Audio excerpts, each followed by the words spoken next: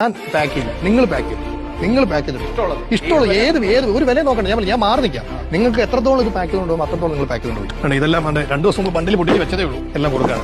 എനിക്ക് ജീവനുണ്ടല്ലോ. എന്റെ ജീവൻ കൊണ്ട് എനിക്ക് തിരിച്ചു പിടിക്കാൻ പറ്റുന്നൊക്കെ ഉള്ളൂ. പക്ഷേ ഈ നഷ്ടപ്പെട്ടു പോയതിന് പകരമാവും എന്റെ ജീവൻ പോയാൽ അത് തിരിച്ചു കിട്ടാൻ പറ്റും. എനിക്ക് പോയ പണമാണെങ്കിലോ സമ്പത്താണോ നമുക്ക് തിരിച്ച് എങ്ങനെയെങ്കിലും ഒപ്പിക്കാം, ദൈവം തരും. ഇതൊക്കെ കുഞ്ഞുങ്ങൾക്കാകുമ്പോഴേ കുഞ്ഞുങ്ങൾക്ക് ഏറ്റവും കൂടുതൽ വേണ്ടത് അവരുടെയൊക്കെ ഇന്നർ ഗാർമെന്റ്സ്. ഇതൊക്കെ നമ്മൾ പാക്ക് ചെയ്ത് സൈസ് എഴുതി വെച്ചിട്ടുണ്ട്. പാക്ക് ചെയ്ത് വെക്കും.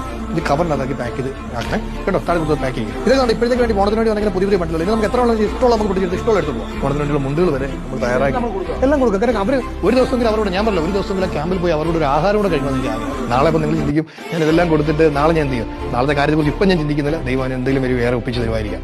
ഹായ് നമസ്കാരം. എന്റെ കയ്യിലുള്ളത് അത്യാവശ്യം നല്ല വിലയുള്ള വസ്ത്രങ്ങളാണ്.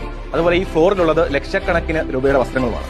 ഇതൊക്കെ നമ്മുടെ വയനാട്ടിൽ ദുരിതം അനുഭവിക്കുന്ന സഹോദരങ്ങൾക്ക് നൽകാനൊരുങ്ങുകയാണ് കൊട്ടാരക്കരയിലെ സ്റ്റൈൽ ആൻഡ് ഫാഷൻ ഉടമ ഷൈൻ. അതായത് നിങ്ങളൊന്ന് ഓർക്കണം, കുത്തക ഓൺലൈൻ കമ്പനി മുതലാളിമാരുണ്ട്. നമുക്കൊരു ദുരിതം വന്നു കഴിഞ്ഞാൽ ഇവരൊന്നും നമ്മൾ തിരിഞ്ഞു നോക്കത്തില്ല. ഇതുപോലുള്ള വ്യാപാരികളാണ് ഇങ്ങനെയുള്ള അകമഴിഞ്ഞ് നമുക്ക് സഹായമൊക്കെ നൽകുന്നത്.